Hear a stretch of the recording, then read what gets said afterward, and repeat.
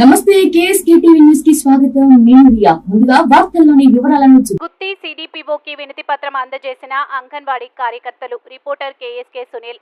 అనంతపురం జిల్లా గుత్తి ICDS CDPO ఢిల్లీశ్వరికి బుధవారం July 10న కోరికల దినోత్సవం సందర్భంగా అంగన్వాడీ టీచర్లు వినతి పత్రం అందజేశారు. అంగన్వాడీ యూనియన్ నాయకురాలు పార్వతి మాట్లాడుతూ అంగన్వాడీలను ప్రభుత్వ ఉద్యోగులకు గుర్తించాలని, గ్రాట్యుటీ అమలు చేయాలని, 42 రోజుల సమ్మె కాలంలో ప్రభుత్వం మెన్స్ కాపీలు అంగీకరించిన అంశాలను జీవో ఇవ్వాలని వారు డిమాండ్ చేశారు.